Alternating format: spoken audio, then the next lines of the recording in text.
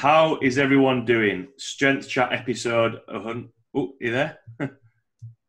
Sorry. Yep, go again. Oh, I wonder what, I thought, oh no, I've lost my first guest. That's it. You've had enough. Yeah, no, we ran away. That's what we do.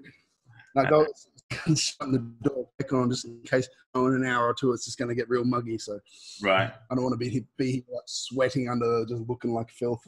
I I've got the H in it. Right. Yeah, go for it. How is everyone doing? Strength Chat episode 108, and today I have got a very special guest for you. Today I'm joined by a strength coach and powerlifter with over 8 years of experience. Today I am joined by Will Crozier. How are you doing? Real good, man. The time difference has got it. We've managed to get on together, so looking forward to it. It's real exciting to be in hosting in different countries, getting around the world. So it's nice. Nice. I think maybe with the weather that it's like over in the UK, I think I'd rather be in your position than maybe over in the UK. Yeah. Well, I mean, we're away from all the stuff you would have seen on the news. We haven't even had the crazy fires and the crazy storms and all that stuff. But summer kills me, especially in comp prep at the moment. Right. Being as big as I am, the summer really thrashes me. So I'm actually thanking God that we are getting out of summer. What have we got, like a week? So a couple of days. Jeez. So yes. Okay. Nice. So what have you been up to recently, and what's been going on in your world? So as an athlete, I'm prepping for Pro Raw, which is, well, I hope people know what that is, but it's the biggest comp in Australia, and quickly gaining some notoriety around the world for being a really high level comp, and we're starting to get people from over there and over in America and everything come along. So it's turning into a really big fun international meet, run at the Australian Arnold's. So I'm prepping for that for the sixth year in a row, something like that. Yeah, and that's in a month's time. So I'm kind of buckling down the hatches, kind of hiding in my house, which is perfect timing for this podcast because, trying to avoid the world of potential injury and just stay in here and eat my food. So I'm prepping for that to take on the 125 class, the under 125 class with Big Sam Boland's there, Nicholas Dupree's, and a couple other gigantic fellas. So, and am I right in thinking this is the first time that you're in this weight class? Am I right in thinking that you did move up? I did record breakers in November in America, over there in the 125 class. But this would be the first serious comp I've done on the 125 because that comp I spent 6 weeks traveling around America, doing a bunch of strength conditioning courses, and just generally having a bit of fun. Mm-hmm. And in the meantime, and during that time, lost a bunch of weight. So I was actually kind of only like 117 or something, dressed in the middle of the day. Yeah. So, kind of not a true 125. But this time, I'm bigger and better. Obviously, everything's way more consistent. And, so hopefully it's a way better comp. I can hopefully even get close to Big Sam from there. So. Oh, nice. And then in terms of the coaching side of things, what have you been up to with that, and what's been going on? Well, similar bucket for us. We've got around 15 people competing in Pro Raw itself, so it's a massive coaching weekend for me as well, which is a bit of a stress, but I handle it. And just Nexus is growing. I run a company called Nexus Performance. I'm the head strength coach for that. We've got another strength coach and 2 nutrition coaches here. We deal mainly in powerlifting, but it's slowly grown, getting new products out, getting new coaching services out, and it's all headed in the right direction. But at the moment, we're kind of just trying to pump content and getting our systems in line because we know Pro Raw, with the exposure I get and, those 15 or 16 people wearing our shirts, and not to mention just Arnold's being an expo and so many people around it, it gets pretty wild for us after Pro Raw. So, that's exciting. But that month of, you know, going from comp prep to comp to, and dealing with everybody's stress, including mine. And then after going, you know, it's not really a break. It's straight into all these new people and everything. It's a bit of a wild time for us. So, no, you caught me at a good time, because in a month or so I would have been, you know, neck deep in paperwork. So, all right.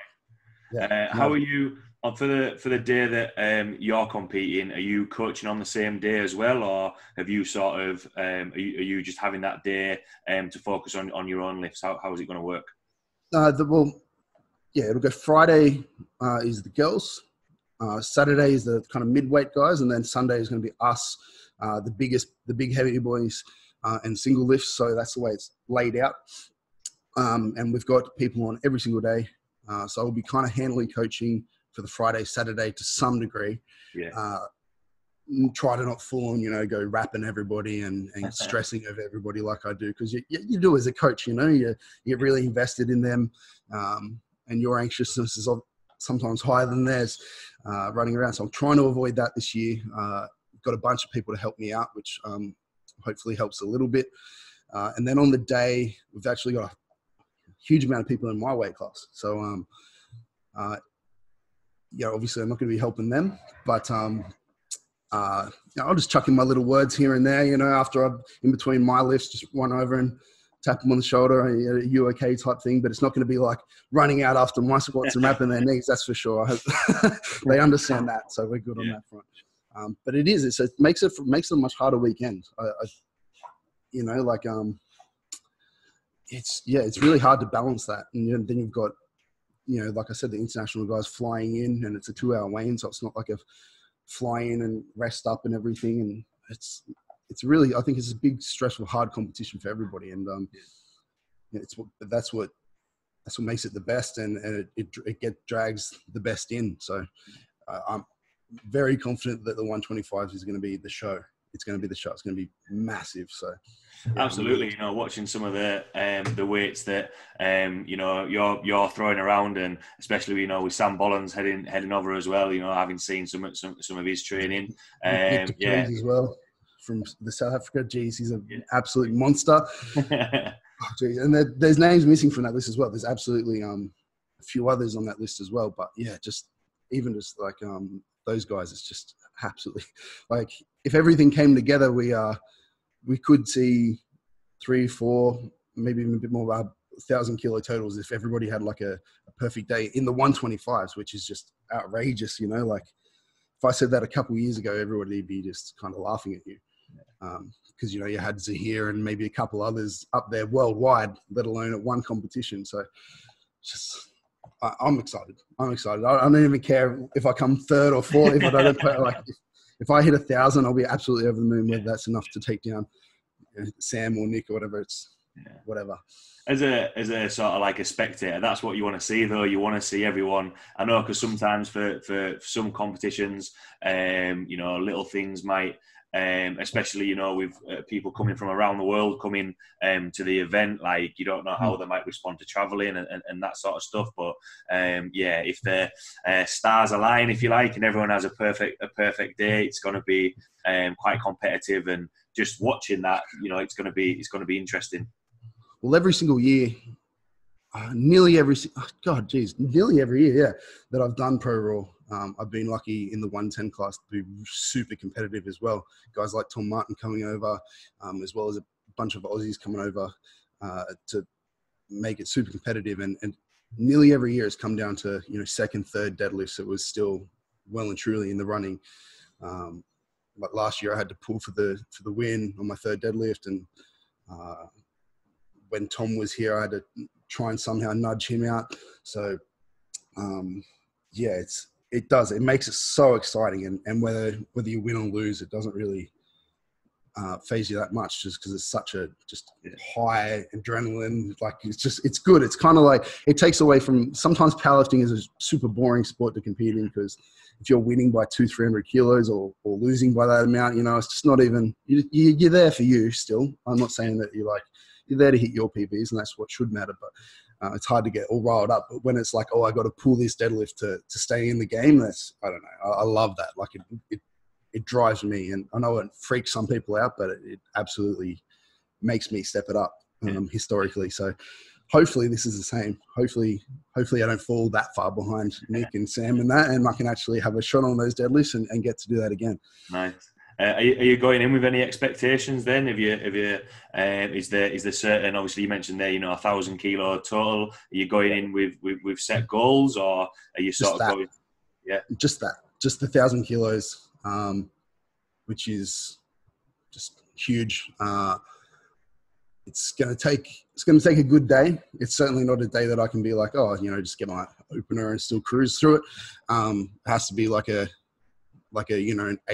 9 for 9 day to get there, which makes it hard with, like I said, all those other stresses that I mentioned. Makes it quite difficult, but I've been pretty good before, so I'm looking forward to it. But yeah, like I said, 1,000 kilos might just only get me third, or might even just get me fourth. So I'm trying not to stress about winning or whatever, which is usually what my number one goal would be. When you've got those guys coming over, there's not much you can do. You can just, if I get 1,000, I'll be over the moon, and whatever that gets me, I'll take it. Looking forward to seeing how you're getting on, because I think it'll be a really good event.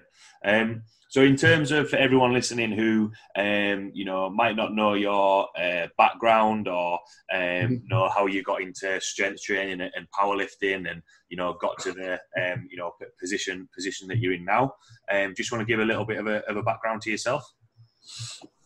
So I started training about 11 years ago, just doing what everybody does, just kind of fluffing about and just whatever doesn't hurt you, go in and you do it, or you see a new exercise on Instagram and you do that. Just doing that for the first few years, like everybody does, trying to get just big, and then which works out, building a good base, so I don't regret it. And then went through a phase of doing different things, did a little bit of bodybuilding, some stuff like that, and then competed in my first competition in 2015. And that kind of got me hooked. My first comp went really, really well, better than I expected. Managed to pull off a national record deadlift actually at that one. Just nudged it out by like half a kilo. And then, I was absolutely hooked at that point. And then after that first competition, I actually got invited to Pro Raw 7, so I got thrown right in the deep end instantly. Which was really, really lucky time to come in, because Pro Raw was still in a gym at that stage. It wasn't until the following year it was at an expo. So I got to kind of like just dip my foot in the water a bit, and still big, massive competition for me. It was still the best of the best.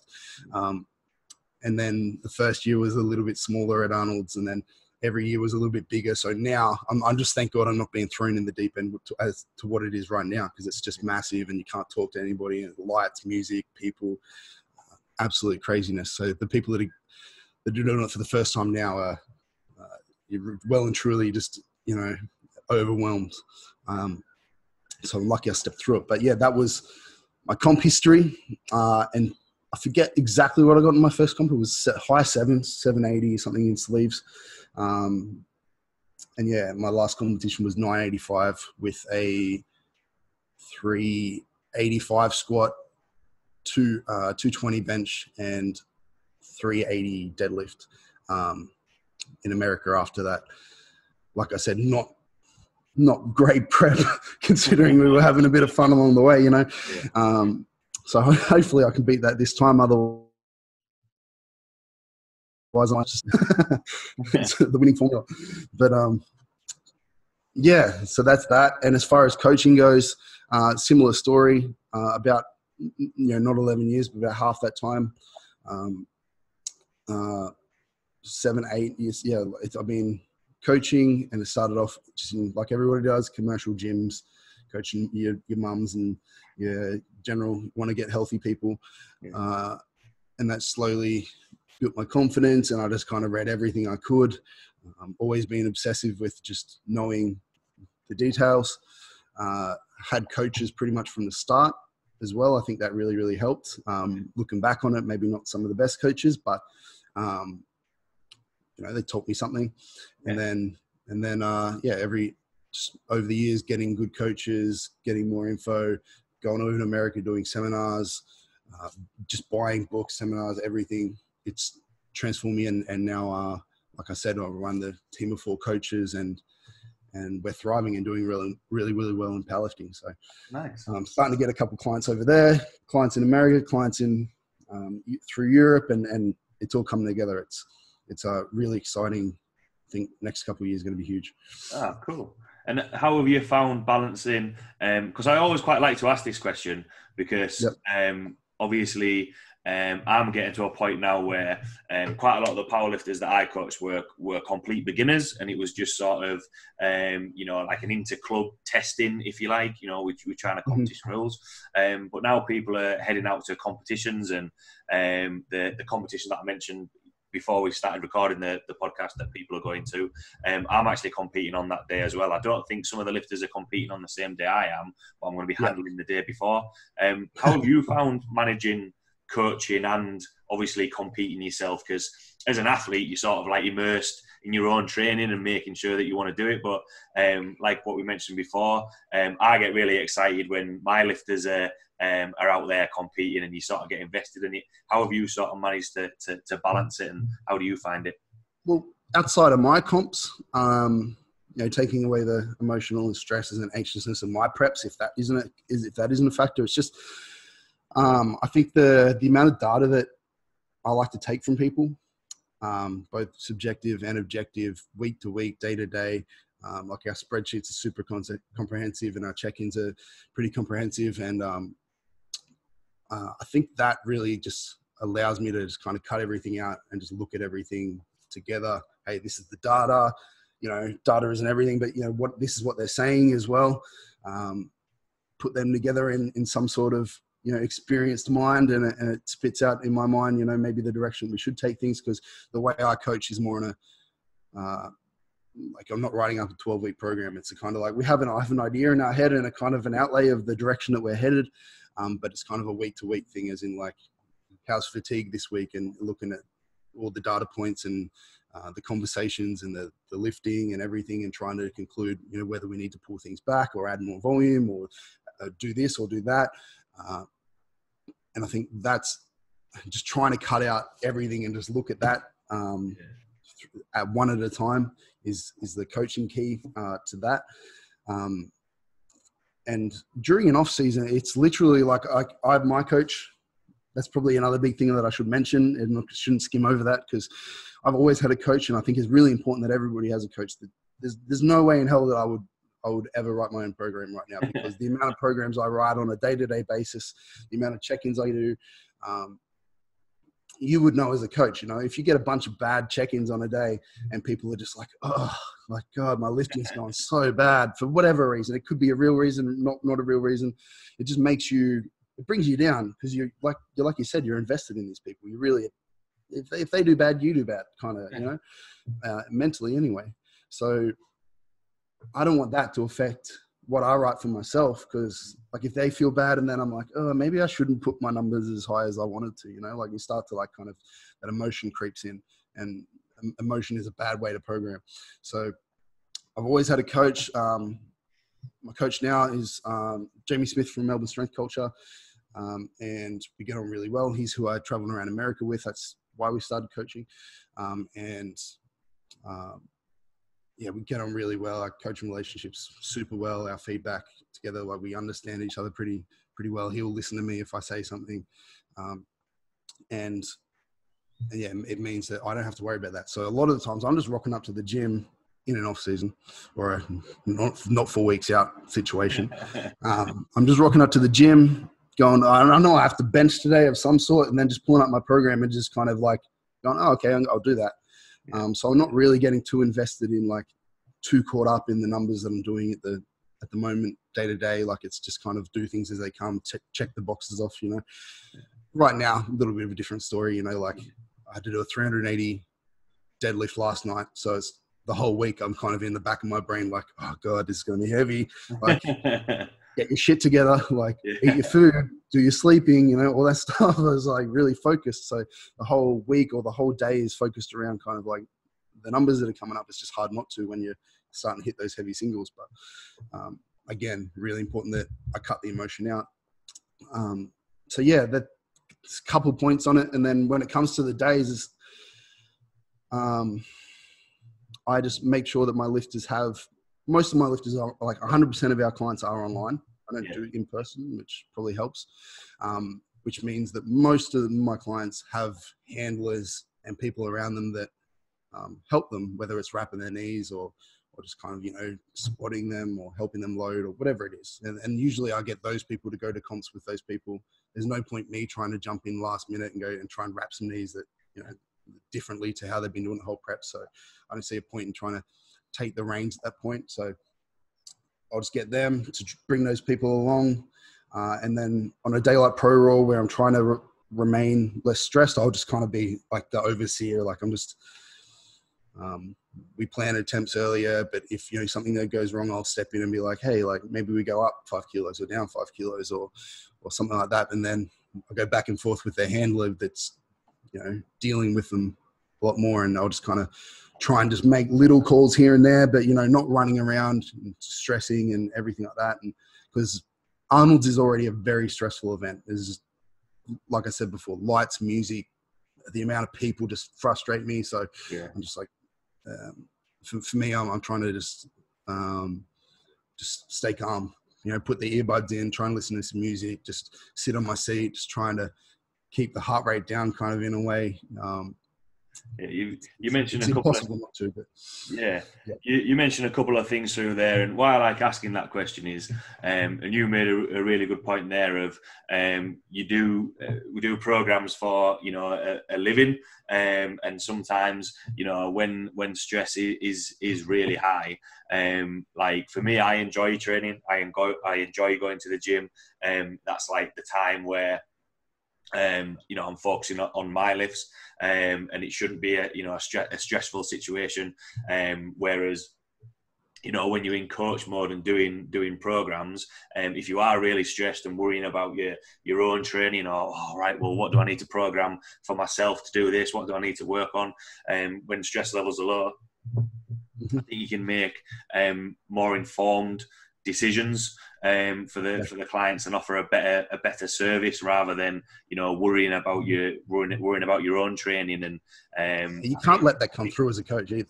Yeah, like if I'm having a really down day and I'm coaching yourself, and you post up a lift and I'm just like, look, it was good, or what, you don't want that. I want to be, if you're a good coach, you have to be excited because your general energy carries over to them. So if they hit a PB, I'm like, shit, yeah, that was fucking amazing. I'm so excited for next week, even if I'm having a terrible day.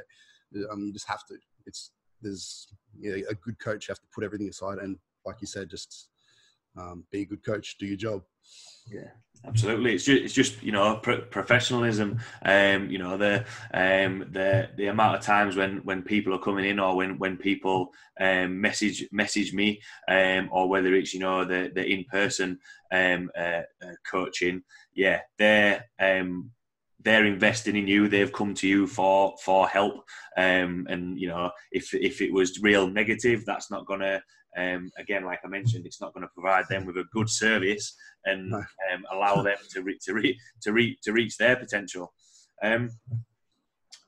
Obviously, there was a couple of things there you mentioned. Obviously, there'll be a different time when you're leading up to the Pro Raw that you're going to be competing in. But then you've also touched on sort of like the off-season side of things. And the topics that I sent over, which I think will be some good topics to sort of dive into. And on the performance side of things, I think how powerlifters are carrying themselves is becoming a lot more professional. Like you mentioned there, it's getting heavy, so you need to focus on your sleep and focus on how you're eating that day. And traditionally, I think sometimes powerlifting or powerlifters have seemed to be, I can eat what I want because it doesn't matter because I'm really strong and I can be in any shape. What are your thoughts on, in terms of powerlifters the old style of, we can eat what we want, doesn't matter really what you look like, or what sort of shape or condition you're in, as long as you're strong. What sort of your thoughts on that? Yeah, I've really tried my best in the past 3-4 years, whatever, to push nutrition hard. I did a seminar with my nutrition coach, Dean McKillop, around Australia, which we sold as a recovery seminar.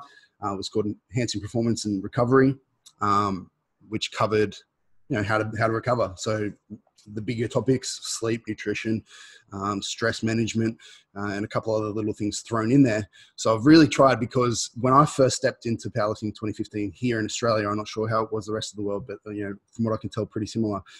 It was, it wasn't in the forefront of people's minds at all. Like, it was kind of like, hey, I'm a powerlifter, so I just kind of like lift heavy and shit, like it's the reason why we're not bodybuilders is because we don't eat good. And I'm like, yeah, but I don't know, because I'm coming from a bodybuilding background. I know that as soon as I cleaned up my diet,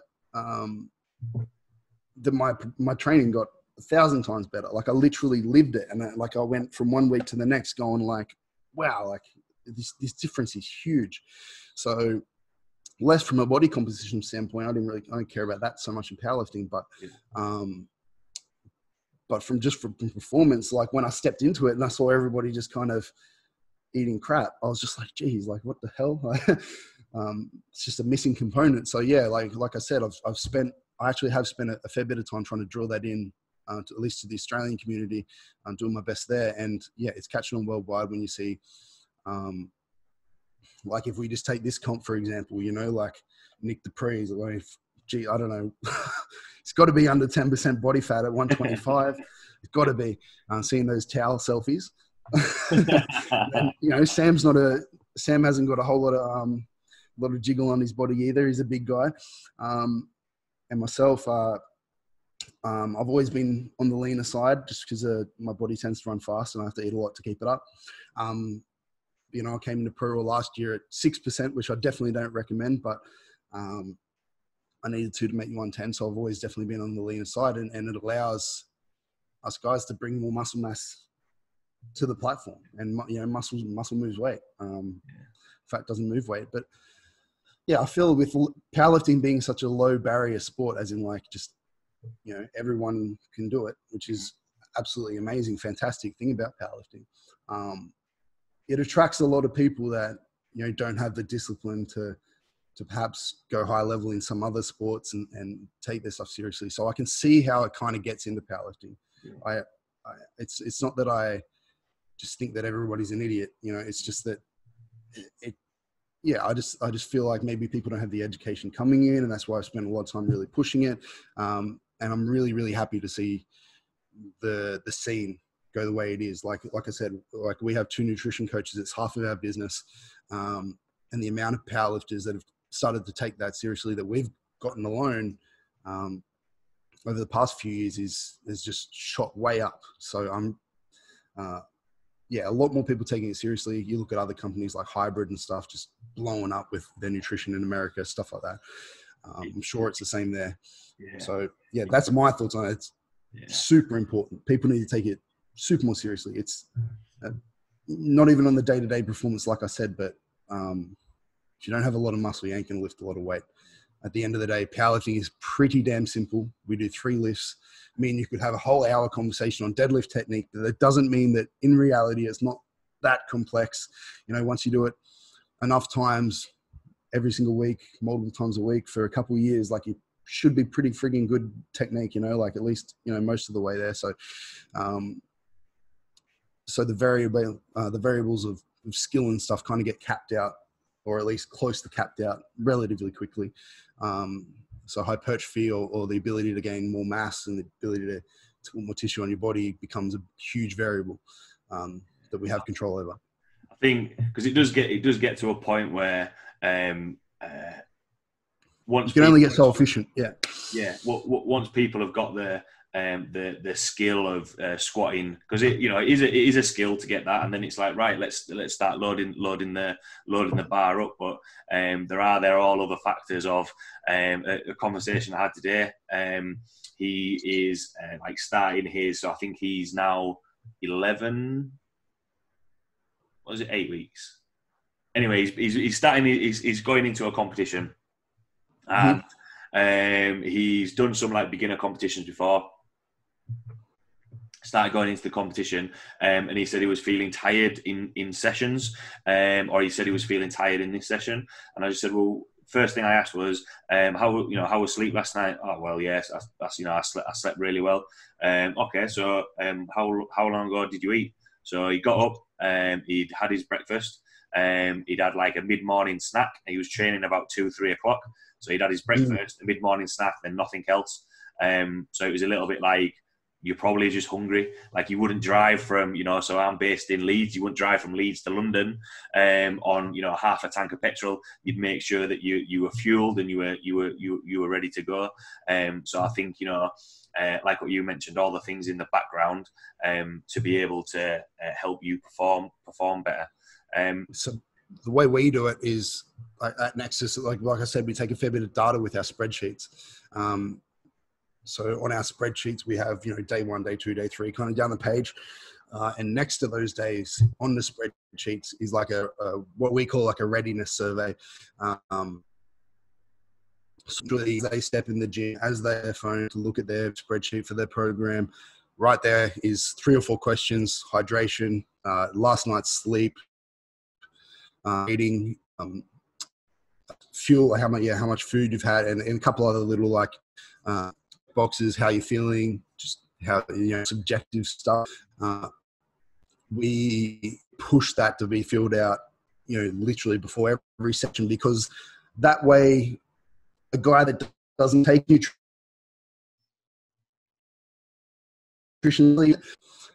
just from lack of education, it's hard to convince those people that it does make a huge difference. But when you have that thing, and it says, you had a bad day, and you can literally see like the RPEs up or the workout hard numbers down, and then you correlate that with the left, and you're like, see how when you have less sleep, like shit happens, or you eat less food, happens, and it just puts it out to people. So from a coaching perspective, we try and align those and go like, hey, like, you can see that a bit more, and that tends to encourage people and show them the difference. Yeah.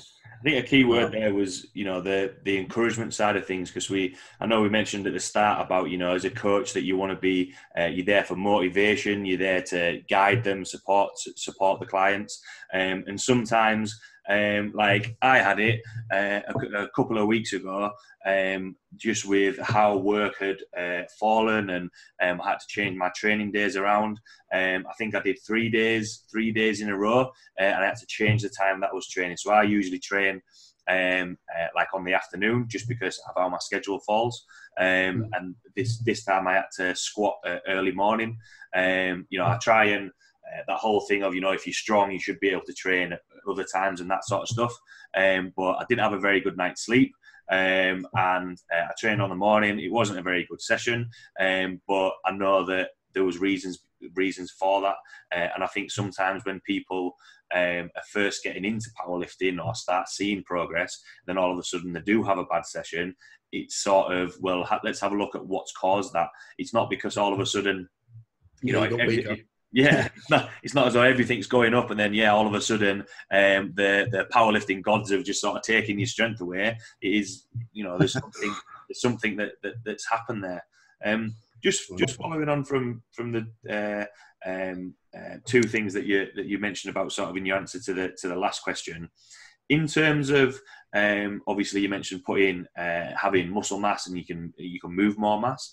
Do you think the athletes at the higher level who maybe don't take their nutrition as seriously and just rely on, right, well, I'm just going to get big. If I just have more mass, doesn't matter what that mass is, whether I'm in shape or not. Do you reckon they only have a certain ceiling that they can get to before they have to start taking nutrition seriously? And at the beginners level, do you think people like what you mentioned, get into powerlifting because they don't want to focus on nutrition due to the lack of education that you mentioned? Well, yeah, eventually, like if you just keep gaining mass, fat, assuming you're eating enough protein and stuff and you're training hard, cool. Like you're definitely going to still keep accruing muscle mass. It's still going to come on. But the things the negatives to that are, first of all, like your ratio and the ability to be competitive in a weight class is going to be super difficult. Like you're going to be in the next 1 or 2 weight classes up from where you should be, and people are a lot stronger there. So first of all, it's not going to make you super competitive. Secondly, the problems that you're going to have to start to run into is, you might be getting stronger, but you're going to start to be getting big health side effects. Yeah. So your blood work is just going to be crappy. Cholesterol, blood count, things like that are just going to go yuck. You're going to be quite unfit, which is going to impact work capacity and just general health as well. Just general recovery is going to be impacted from that. There's just going to be so many of these things impacted by just being, your hormones even. So your estrogen is going to go way up and your ability to gain more muscle mass is slowly going to diminish even more. So it's just, you're just going to run into so many health issues. And it's not that I say everybody should be 10% walking around. The general guideline that I give for my athletes is, for the guys anyway, try to keep them between 10-15% body fat. I think that's pretty optimal as far as, health and the ability to gain muscle, but not being so lean that it's a negative. So I think that's kind of that generally good range for people. So I'll slowly, very slowly, as slow as possible, push people from 10 to 15% over as long as I can. And then either depending on how they are mentally with food and how well they can stick to something, either aggressively cut them, get back to that 10% quickly, or bring them back down slowly, depending on, like I said, their adherence. And then we'll just keep repeating that process over and over. But I see being in a deficit as wasted time, because that's time you're not gaining muscle. That's time that your recovery is not up. That's time that, there's so many other things that are affected by being in a deficit, just like CNS and stuff. So I see it as wasted time on a yearly basis. So if you're only spending 75%, 50% of your year in the surplus because you have to keep cutting because you're just getting fat, then long term, that really, really, really adds up. Over 10 years, like suddenly old mate who's doing it properly has 5-10 kilos of lean mass on you, then that's a huge amount of weight. That's a huge amount of muscle. So it might not seem anything now, but that time in a time of the year, the minimal, if you can spend the minimal time to remain in that bracket each year, like you're just going to, long term, you're going to be well and truly ahead. And obviously, like, as you know, like powerlifting is a super long-term sport. Like you don't just get strong overnight. It's a sport that you need to spend a decade in to be the best, at least. Yeah. I say to the people that I train, like, I don't just want you strong for that competition. I want you to continuously be strong. A big example was I think it was at the English championships last year. There was sort of like some masters lifters there as well, and those guys and women are still lifting relatively heavy weights for that for their ages, and some of them are still in relatively good shape. And it's sort of, strength isn't just one of those things that, right, well, we do a 12-week program, that's it, that's as much strength as you can get. It's it's a long-term thing. And when people there's been some people in the gym that are working that have taken time off from powerlifting. They just want to focus on other things, or they can't commit to it as much. Like, for example, there's one guy who's just had a little boy, and obviously his time was, he wants to spend it with his newborn baby and his baby, and powerlifting is always going to be there. There's always points when you come back to it. Definitely. A couple of things you touched on there, obviously, with the off season, and you mentioned about keeping between 10 to 15% body fat and changing things around. Is there certain points within a powerlifter's training where you would let's focus on maybe dropping a little bit of weight or changing body composition, or should that be all, sort of going on in the background continuously? Yeah, periodize it along. As soon as I say periodization, everybody goes like program periodization, you know, like volume, intensity, blah, blah, blah. But periodization to me, or if we replace the word with just periodizing with just planning, we should be planning everything along each side of each other, you know, fitness, health, life, family, training, nutrition. It should all be on like a sliding scale. So, you know, if I could draw a picture, like a graph of everything going up and down, they should all be somewhat correlated. So if you're going through a hypertrophy block in training, but then you decide that that's going to be a great time to go on a deficit, obviously, you know, maybe you're leaving things on the table. So, I mean, it should all be alongside each other always. And it's hard to choose a time to, this is the best time to cut, because there's always pros and cons. But I think if you can just, like I said, just spend as little time in it as possible, it won't really matter that much, because it's only a very short-term thing, provided you're not just blowing out and you can actually stick to it. Like, I can't remember the last time I actually did like a full-on, like dedicated cutting phase. It was just slightly, you know, push things here, push things there, bring things down here, bring things down there, you know, like in accordance with my weight and my weight class goals and things like that. So like I said, I'm a little bit blessed on that side, so it's hard for me to speak about it, because I've just always been a person that's needed to, you know, had more trouble the other way, and gaining weight has always been my issue. So I feel bad saying it, but you know what I mean. From the coaching point of view, do you think that's where sometimes people can go wrong when it comes to you know, trying to drop down a weight class, or, you know, just do it in case of right, I want to drop my body fat percentage down a little bit? Do you think people can drop too drastically and then go about actually putting on weight by just eating everything and anything? Yeah, well, two things is what we were talking about earlier, is weight classes, as in, do you really need to cut? Probably 90% of the time, the answer is going to be no. Unless you're going for a serious all-time world record or something like that. That I just don't. I think everybody's goal should just be to get as big and as strong as possible.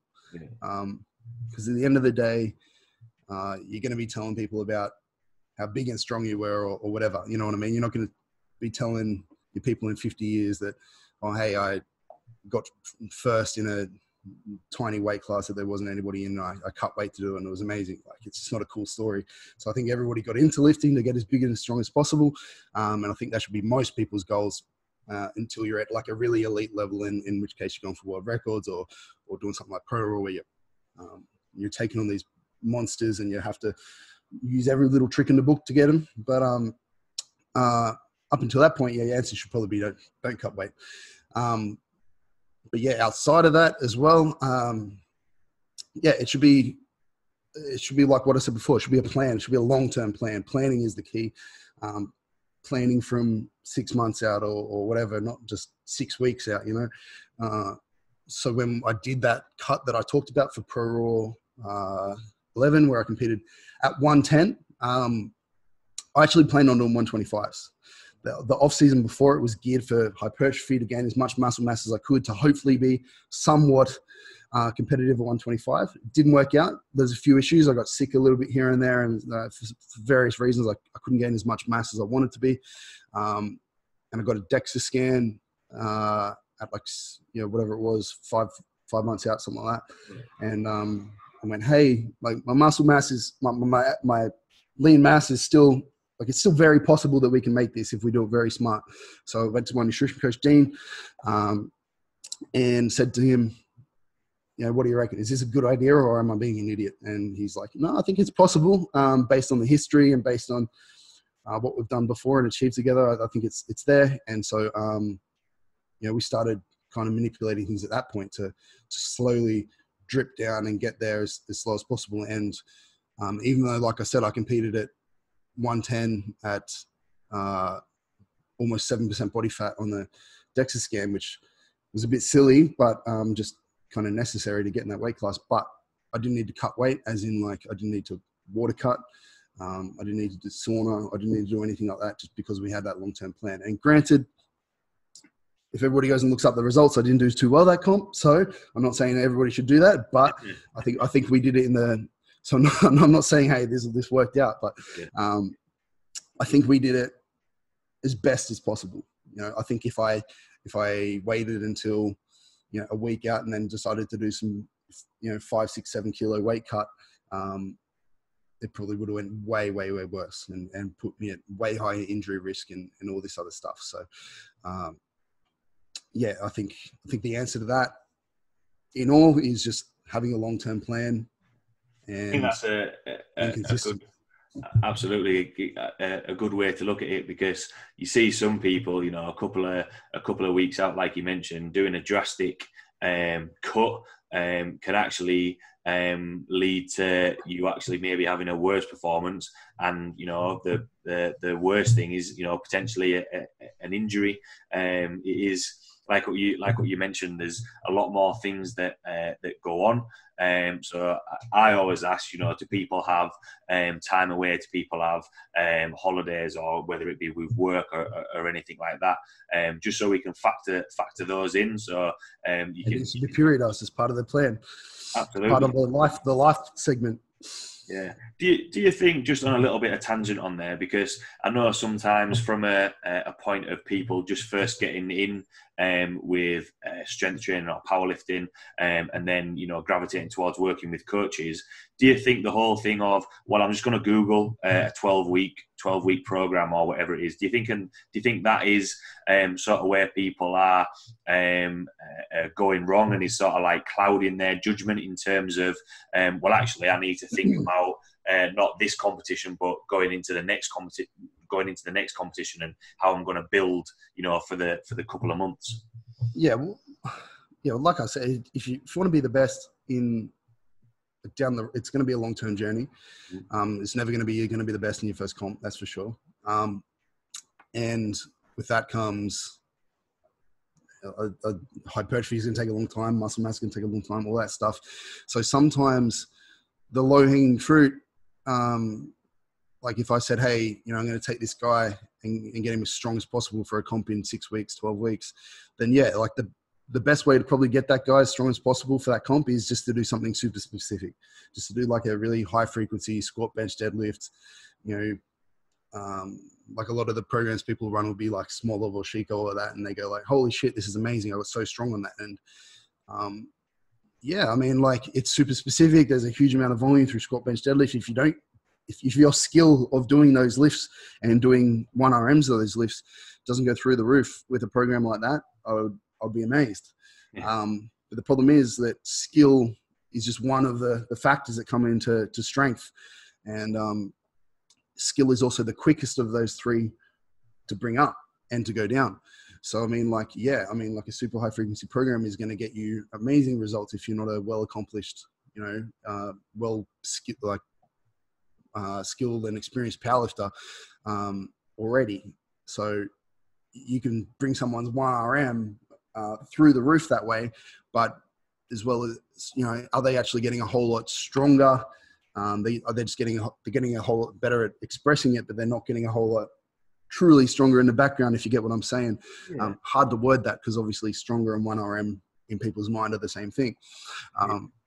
But yeah, I mean, a good coach might be able to go like, hey, like that's awesome, we could do that, but I mean, is this comp that important to you? Because I mean, like, it's just going to hold you back in other areas that we could potentially, you know, work on them, so that the long-term goal, you know, set you up to have a really good kind of future in this. Because you can only do those super specific programs for so long before A, the results stop coming because you tap that skill out, and B, you start to come up injury risk because you're just hammering the same patterns over and over and over. So there's not much, you get pretty locked up in those patterns. You lose range of motion in other areas. So there needs to be some variety in there, some variation. And so, yeah, that periodization of that plan, from variety to specificity, from hypertrophy to strength, from a bunch of things is important. And it doesn't, I'm trying my best not to make it sound complicated, because it isn't on paper. Yeah. But when you're new to it, it is. I think it's an interesting point to look at, because it's not maybe the interesting or good. I don't know if it's a good thing or not. In terms of powerlifting, it's not like rugby or football where you're going to compete every week and you've only got a week to sort of like turn things around and change things in your training. And it's also like in a game of football, like somebody's going to tackle you from the side, and you sure as hell can't train for that. Yeah, you can't train for some guy to be faster or slower or have a better sidestep than you or whatever. You know what I mean? Or like it's such a much more random thing. Whereas training for us, the competition, like Pro Raw, at my gym that I train at, I've got the exact same bar that they're going to use in all 3 lifts. I've got the same deadlift bar, same bench bar, same squat bar, exact same bench, mono, and competition plates. Everything exactly the same. So my training is as specific as it can be. Whereas, like you said, football, that doesn't exist. So it's a completely different world, I find. Yeah, absolutely. And as well, in terms of the competition side of things, there's no reason why you need to compete at the end of every 12 weeks. There's times when you can be like, right, okay, like what you touched on.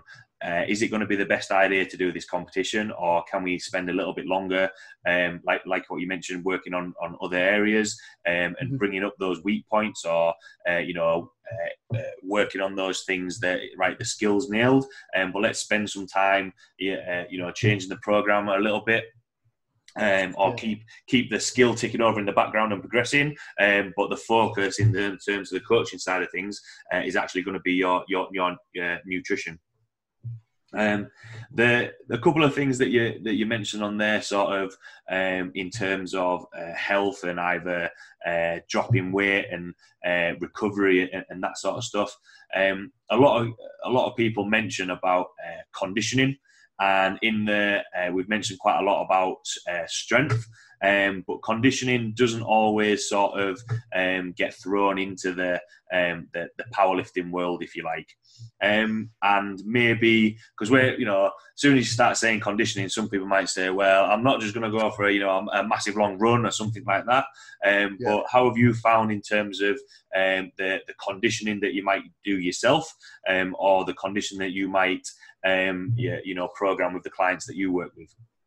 Well, first of all, for me, it's funny talking about this situation, because me going up a weight class has meant that my fitness has taken a dive, to say the least. Every kilo you put on is much more difficult, and obviously going through a comp prep as things get more specific and you start doing less reps and everything, it kind of takes a little bit of a dive already. So I feel weird talking about this, because I feel like an imposter, but. As a coach, I mean, like, powerlifting obviously isn't the most cardio intensive, demanding sport out there. It has to be one of the bottom ones, other than say like bodybuilding or something. But it doesn't mean that it's important, because like you said, and like I said before, it's health. Yeah. It's health that we're concerned with. It's blood markers, it's hormones, it's recovery factors, it's all these little things that it does impact and that are going to play a long-term role in it. And it's really, really not that hard to keep up to a base level, which you would need for powerlifting. It's not like you said, it's not like I'm expecting my powerlifters to go out there and, hey, run a marathon or have your heart rate below 50 or something stupid. I'm not expecting that in my guys. It's just, I'm expecting the bare minimum to get, to be healthy and to tick the boxes to not impair recovery and not impair work capacity. So that can come in a variety of ways in the programming. And that's going to be, the most simple way for me is going to be choosing like a low intensity, low impact exercise. The first one pops into my mind, and I actually have a bike sitting next to me. It's just a general everyday cardio bike, and I just kind of try and keep my heart rate in that 120, 130, 140 range, just chilling there, not going any higher, not going any lower, and just chilling there and just doing even just a half an hour block a couple of times a week will be plenty for most people that already, you know, aren't too far in the hole. Yeah. It could also come in the way of, I really like escalating density circuits and stuff in off season. So just going, hey, at the end of a workout, after a couple of, you know, your main sort of buildy stuff, we're going to just do 15 minutes, as many rounds as possible on these 2-3 exercises, just dumb exercises, stuff that you can't screw up, right? Yeah. Stuff that's not too technique demanding, something like push-ups or like a seated row or whatever, something like that that's not too difficult. And just go on as many rounds as you possible. And then, hey, next week we're going to do a bit more and a bit more and a bit more. And so it kind of like regulates itself as far as progression. Another way would be just to monitor rest times, as in like having a little bit of rest times. In the off season, we're going to be doing more bodybuilding type realm stuff, like machines, things like that. Easy way, you know, just cutting your workout, your rest times down to 30, 60 seconds, which is really not hard. That's what most people would do in the gym, but to a powerlifter, it sounds terrible. Which is hard. That one's hard for me because I get awfully social at the gym. Anyway, but there's a few different options that can kind of tick that box. And I'm a really data-driven guy, like I said. I think that if you can't measure something, then what's the point? And so like cardio is going to be one which, yeah, sure, you can just feel better and you can see things going up, you know, just feel generally fitter, which is always a nice subjective one just to ask people. But like I said, on the escalating density stuff, where you get more rounds in, that's another easy way to monitor it. But resting heart rate is going to be kind of the thing that I'm measuring there. So myself at 4 weeks out, it's absolutely terrible. My stress is through the roof. My fatigue's through the roof. My fitness is as low as it's going to get. So yeah, mine's up there. It's certainly not where I want it, but I'm going to take it at 4 weeks out. I don't care. Because my 1RM's gone up. My ones are going up. Yeah. Whereas straight after this comp, I'll be making sure I'm monitoring that more and trying to bring it back down to a healthy range. And for us, just a general guideline, you know, they kind of 70, it's going to be quite wider than the general person, is because like we're going through different phases and stuff, and we don't have to be the fittest people on earth. So like, it's going to be quite wide. But if my guys are like 70-ish, I'm for the bigger guys, I'm generally okay with that. Maybe 60-ish for the small people in there. You know, if they start creeping up towards like 90 or something, even at this point when things are the highest, it's probably a sign that you need to build your base higher in the off season, so that when it does drop leading into a comp, it's still okay. Yeah. But it's only a short period of time, so I'm not too concerned. It's just, you know, you need to build it up so that when you do taper it down, it's not going to go completely trash. Yeah. You mentioned it before and touched on it a little bit when you sort of mentioned about the periodization and the planning type of things. It doesn't have to be overly complicated. Powerlifting in the grand scheme of things isn't a complicated sport. Yes, it's fun and it's great to see people lift, you know, crazy amounts of weight. But you know, for the conditioning side of things, like what you mentioned, you know, we're not marathon runners or anything like that. The thing that I really like implementing with you know, Stan Efferding's quite a big advocate of like the 10-minute walks. Like how easy is it to add that into your day, or measure your step count, just to be like, right, just so that you're moving more, just from a health point of view, but you don't want to go too far. That, you know, you mentioned there about the impact side of things, that it actually starts affecting your squat or your deadlift. No, generally for our clients, we keep a minimum of 8,000 steps a day, which is really not hard. Mm-hmm. Most people listening will be doing that now. Not too difficult. So that's the minimum that we set. For our nutrition clients, we use that a bit more because it's a variable in output for, you know, calories, energy balance. But for us, for my guys, just on a performance aspect, 8's the minimum we go for. 8 to 10's a really nice spot in far as the steps. So we do monitor that as well. But I mean, like, obviously your heart rate's not getting too high during a walk, I hope. So like I do, I'd still like to splash in that other work that I said to have a bit, bit higher. Yeah. Not doing sprints, but 130, 140 heart rate, nice area, still puffing, still sweating, but not dying, not impacting recovery. Yeah, absolutely, and it goes back to that point of health, and the fact that it'll probably maintain and keep those, like what we mentioned right at the start of the chat of keeping fat down, because obviously you want as much muscle as you can, but in terms of you don't want to do too much conditioning that it starts hindering potentially in an off-season phase where you want to build muscle rather than ending up looking like a runner after being like, right, you're going to do 5 miles every day.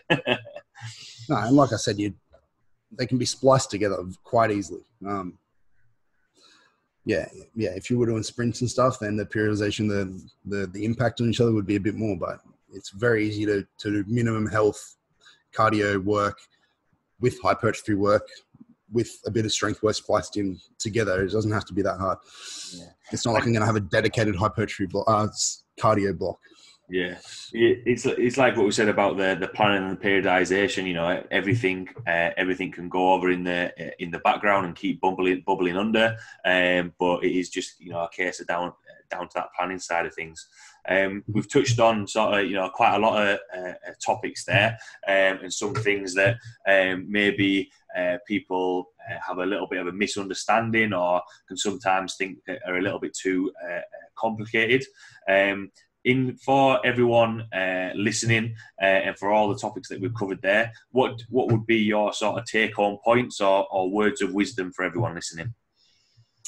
Like I said, I really like stuff we can measure and manage. So I have a blood pressure cuff in here that I measure my blood pressure, my heart rate. I have the watches and that stuff that manage steps. I've Jamie, and that helps me manage a heap of other performance outcomes. So measure these things, manipulate these things. It's not too difficult. I guess with that health is really, really important to performance. So prioritize that. It's really not hard to be, quote unquote healthy as a powerlifter that doesn't have most likely the most crazy stressful life. It's hard to hit the bare minimum health markers. With that, like I said, manage that. Blood tests are going to be, get blood tests every 6-12 months for everybody that's on the team. It's going to help us drive decisions, manage their nutrition, their training, their everything, their cardio, whatever. And healthy people perform better. It seems fucking obvious, and it is. But that can be the tagline of the podcast. Healthy people perform better. That's it. It's so obvious, but I mean, it's just something that, like you said, like nutrition not taken seriously, cardio not taken seriously, stuff that's easy not taken seriously. That and it's not like if it's not like we're saying, it's just like when I talk about warm-ups and stuff, people laugh at me because I do these little silly warm-ups that they go, oh, how's that going to make you stronger and stuff like that. But it's like all movement variability stuff that I like to go into. But it allows me to train harder. So it's not like I'm being lazy and I'm trying to replace my hard training with this stuff, but managing my cardio base, my health base, my movement base, all this stuff allows me to train harder and do more work than other people, and that's why I'll get stronger. So I mean, it's not like I'm being lazy and doing little breathing exercises just because it's gonna, that's gonna make me stronger and it's a replacement for hard training. It allows me to do more work. It's all in the detail, and one of the best things, I think. Well, it's like two stories that happened with it, and it was British cycling. And they were doing really well, but then a couple of other countries were catching up, and it was something so small that they changed the oil on their chains on the bikes, and everyone thought, well, why would you do that? And it turned out that actually for British cycling. They went on and won X amount of gold medals at the Olympics. Whereas, you know, who would have thought of just changing the oil that you're using would have helped that? You mentioned there about breathing. Like, yeah, if you can't breathe properly, there's potential that you can't brace properly. If you can't brace properly, then, you know, you're probably at a greater risk of potentially injuring yourself squatting or deadlifting. So I am a big fan of, you know, everything is in the detail. And it was great chatting to you for you know, a lifter such as yourself to put that out there, that it's not. Yes, it can get complicated potentially, but it doesn't have to be, you know, rocket science. No, it should mostly be very simple. You know, that's maybe another chat for another day, but my programming is so simple. And it should be, if you manage all that other stuff. The times that it gets complicated is when you don't measure that other stuff and shit goes in directions that you didn't expect it to go, and then all of a sudden you have to try and string it back together. But when things are going well, it's very simple. And so if you stay on top of all that stuff, you know, maybe you can just add weight to the bar every week. The thing that you mentioned there, unexpected, like I say to people going into competitions, I want to be able to make the most informed and as most accurate decision as I can on the day. And that's the same with programming. It might not be 100% accurate, you know, it might be a little bit of a guesstimate, but I want it to be, you know, as damn close to accurate as I can on the day. For sure. So obviously quite a lot of topics that we mentioned on there. I'm sure there's a lot more that we could go into, but like I say, I'm sure we'll be, or hopefully, you know, we can catch up with another podcast in the not too distant future. Maybe after Pro, and we can see how it went. Yeah. So for everyone listening who might want to, you know, see the content that you put out there, or, you know, have any questions or get involved in the coaching that you provide, just want to let people know where they can find you. Yeah, so Instagram's where we put out the majority of our content, both through our personal pages. So mine's at WCroz, WCROZ. I'll put all my lifting and a bunch of other content up on there that I think is relevant. And then the Nexus Performance page, our coaching business is at just Nexus Performance, one word, .aus, as in Australia. That's pretty much through them. You'll get linked to websites and whatnot. But our website is just nexusperformance.com.au. So that's where you'll inquire for services or find our bigger articles or our bigger videos and things like that. Things like this, which I'll chuck up there. Awesome. Really appreciate you taking the time to chat with me. I know, obviously, with the time difference, completely different ends of the spectrum in terms of what days we're on. I'm very used to it in Australia, honestly. Yeah. I talk to Americans and they're on the other side, and then I talk to you guys. And I'm like, it's just never easy. Australia is just not easy. So we make it work. I make it work. Absolutely. Thanks a lot for taking the time to chat with me. Really, really enjoyed, picking your brains and chatting with you. Thanks a lot to everyone listening. All the best for Pro Raw, Will. I'll be really looking forward to, watching you live, seeing, how you get on. Thanks a lot to everyone listening, and I will see you all next week.